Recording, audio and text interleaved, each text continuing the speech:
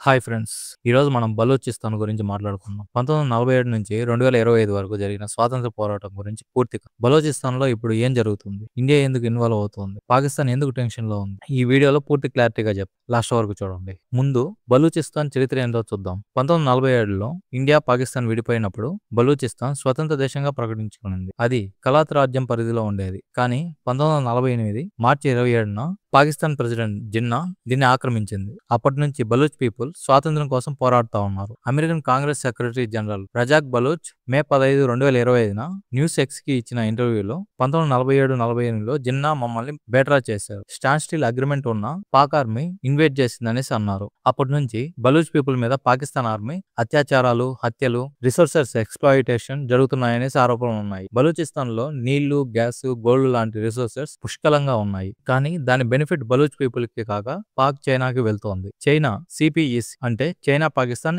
Economical corridor project ద్వారా Baloch resources ని exploit చేస్తున్నారు. ఈ పోరాటంలో Balochistan liberation army BLA key role play చేస్తుంది. వాళ్ళు పాక్ ఆర్మీ మీద అటాక్స్ చేస్తూ స్వాతంత్రం డిమాండ్ చేస్తున్నారు. ఇప్పుడు 2025లో ఏం జరుగుతుందో చూద్దాం. మే 10, 2025న Balochistan liberation army BLA Pak army మీద 39 లొకేషన్లో అటాక్ చేసింది. కలాత్ లోని మంగోచార్ సిటీని సీజ్ చేసిందనేసి ఇండియా టుడే రిపోర్ట్ చేసింది. సిపిఈసి హైవేని కూడా బ్లాక్ చేసింది. ఇది పాక్ కి పెద్ద షాక్. ఎక్స్ లో టైమ్స్ ఆల్జెబ్రా ఇండియా, OPIndia.in లాంటి అకౌంట్స్ బిఎల్ఏ దాడులతో పాక్ ఆర్మీ క్లూలెస్ గా ఉంది, బలూచిస్తాన్ స్వాతంత్రం ప్రకటించే ఛాన్స్ ఉందనేసి పోస్ట్ చేశాయి. మే 14న హిందూ వారియర్ 2 అనే ఎక్స్ అకౌంట్ లో బలూచిస్తాన్ 70% ల్యాండ్ ని కంట్రోల్ చేసింది, ఇండియా UN నుంచి రికగ్నైజేషన్ కోరుతుంది అని పోస్ట్ చేసింది. ఇదే రోజున ఆథర్ రింపుల్ అనే అకౌంట్ ఈ పోరాటం 1947-40 నుంచి జరుగుతోంది, రీడ్ ద కంప్లీట్ స్టోరీ అనేసి లింక్ షేర్ చేసి. ఈ అటాక్స్ తర్వాత రజాక్ బలూచ్ మే 15న న్యూస్ ఎక్స్ కి ఇచ్చిన ఇంటర్వ్యూలో ఇండియా, UN మమ్మల్ని సపోర్ట్ చేయాలి, బలూచిస్తాన్ ని ఇండిపెండెంట్ కంట్రీగా రికగ్నైజేషన్ చేయాలి అని అపీల్ చేశారు. ఇది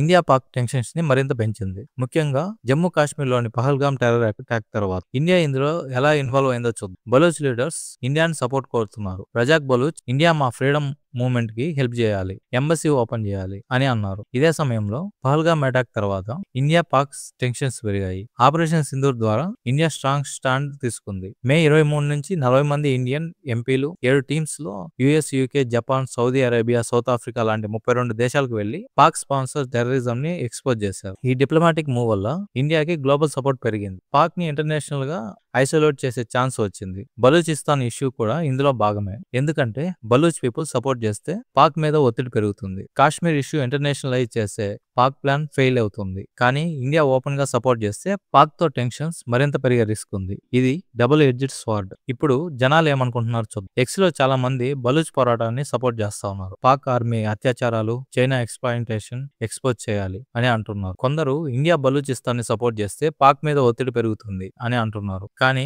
ఇంకో సైడ్ లో ఇది ఇండియా పాక్ టెన్షన్స్ ని మరింత వర్సెస్ చేస్తుంది, జాగ్రత్తగా ఉండాలి అని కొందరు అంటున్నారు. ఈ ఇష్యూ గ్లోబల్ గా కూడా హాట్ టాపిక్ అయింది. ఎందుకంటే ఇది టెర్రరిజం, హ్యూమన్ రైట్స్, ఇంటర్నేషనల్ డిప్లొమసీకి లింక్ ఉంది. సో బలూచిస్తాన్ పోరాటం 1947 నుంచి 2025 వరకు ఒక లాంగ్ స్ట్రగుల్. ఇప్పుడు బిఎల్ఏ అటాక్స్ ఇండియా డిప్లొమసీతో పాక్ టెన్షన్ లో ఉంది. ఇండియా ఈ ఇష్యూని స్మార్ట్ గా హ్యాండిల్ చేస్తే పాక్ మీద ఒత్తిడి పెరుగుతుంది, కానీ రిస్క్ కూడా ఉంది. మీరేమనుకుంటున్నారు? కామెంట్స్ లో చెప్పండి. మరిన్ని అప్డేట్స్ కోసం వీడియోని లైక్ చేయండి, షేర్ చేయండి, సబ్స్క్రైబ్ చేయండి. Thank you.